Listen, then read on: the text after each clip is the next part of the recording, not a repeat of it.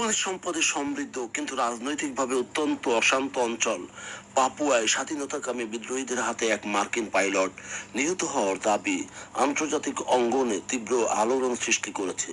বিদ্রোহীদের পক্ষ থেকে জানানো হয়েছে তারা ওই মার্কিন পাইলটকে গুলি করার পর তার বিমানে আগুন ধরিয়ে দেয়। এই ঘটনা কেবল ওই অঞ্চলের কয়েক দশক ধরে চলা বিচ্ছিন্নতাবাদী আন্দোলনকে নতুন করে সামনে আনেনি, বরং এর পেছনে লুকিয়ে থাকা গভীর মানবিক সংকট এবং বৈশ্বিক ভূ রাজনীতির জটিল সমীকরণকেও স্পষ্ট করে তুলেছে। পাপুয়া অঞ্চলটি 1969 সালে একটি বিতর্কিত জাতিসংঘের গণভোটের মাধ্যমে এটি ইন্দোনেশিয়ার অন্তর্ভুক্ত হয়। এরপর থেকে স্থানীয় আদিবাসী জনগোষ্ঠীর একটি বড় অংশ এই অন্তর্ভুক্তিকরণকে প্রত্যাখ্যান করে ফ্রি পাপুয়া মুভমেন্টের ব্যানারে সশস্ত্র স্বাধীনতা সংগ্রাম শুরু করে। বিদ্রোহীদের অভিযোগ, ইন্দোনেশিয়া সরকার তাদের অঞ্চলে বিপুল প্রাকৃতিক সম্পদ বিশেষ করে তামা ও সোনার খনি শোষণ করছে, অথচ স্থানীয় জনগোষ্ঠীর জীবনযাত্রার কোনো উন্নয়ন ঘটছে না। সাম্প্রতিক বছরগুলোতে এই সংঘাত আরো তীব্র ও আধুনিক রূপ নিয়েছে, যার প্রমাণ মেলে এই ধরনের বিমান ও বিদেশি নাগরিকের উপর পরিকল্পিত হামলা, আকাশপথের উপর আঘাত এবং সেটির কৌশলগত পরিবর্তন। পাপুয়া অঞ্চলের ভৌগোলিক অবস্থা অত্যন্ত দুর্গম। ঘন জঙ্গল আর পাহাড়ি অঞ্চলের কারণে সেখানে যাতায়াত ও রসদ সরবরাহের জন্য ছোট ছোট উড়োজাহাজ এবং বিদেশি পাইলটদের উপর ব্যাপক নির্ভর করতে হয়। বিদ্রোহীরা ভালো করেই জানে যে এই আকাশপথকে অবরুদ্ধ করতে পারলে ইন্দোনেশীয় সেনাবাহিনীর গতিবিধি এবং এই অঞ্চলের অর্থনৈতিক কার্যক্রম স্থবির করে দেওয়া সম্ভব। এর আগে 2023 সালেও এক নিউজিল্যান্ডের পাইলটকে জিম্মি করার ঘটনা ঘটেছিল।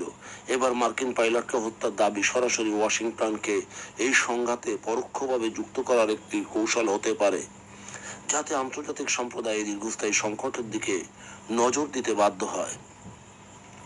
1,22,000-এরও বেশি বাস্তুচ্যুত এক মানবিক ট্র্যাজেডি।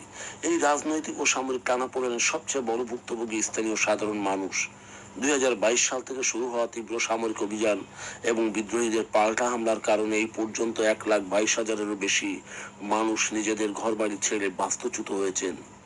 দুর্গম বনাঞ্চলে আশ্রয় নেয় বিপুল সংখ্যক শরণার্থীর কাছে খাদ্য, বিশুদ্ধ পানি এবং জরুরি চিকিৎসার কোনো সুযোগ নেই।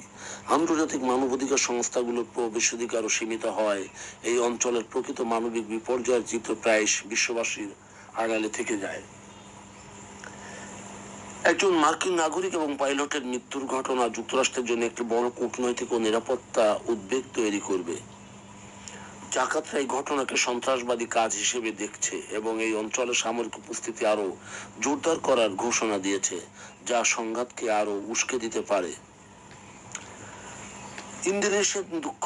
ইন্দোনেশিয়ার দক্ষিণ পূর্ব এশিয়া যুক্তরাষ্ট্রের একটি অত্যন্ত গুরুত্বপূর্ণ কৌশলগত মিত্র এবং বিশেষ করে প্রশান্ত মহাসাগরীয় অঞ্চলে চীনের যে প্রভাব, সেটি মোকাবেলার ক্ষেত্রে ইন্দোনেশিয়ার অবদান অপরিহার্য। ফলে মার্কিন নাগরিকের মৃত্যুর বিচার চাওয়ার পাশাপাশি জাকার্তার সাথে কৌশলগত সম্পর্ক বজায় রাখার ক্ষেত্রে ওয়াশিংটনকে অত্যন্ত সতর্কতার সাথে পা বাড়াতে হবে।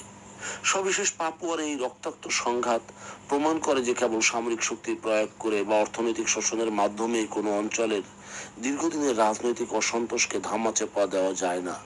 যতক্ষণ না পর্যন্ত স্থানীয় আদিবাসীদের অধিকার, সম্পদের সুষম বন্টন এবং মানবিক সহায়তার বিষয়টি নিশ্চিত করা হচ্ছে, ততক্ষণ পর্যন্ত এই ধরনের চোরাগুপ্তা হামলা বা বাস্তুচ্যুতের মতো মানবিক ট্র্যাজেডি থামানো সম্ভব নয়।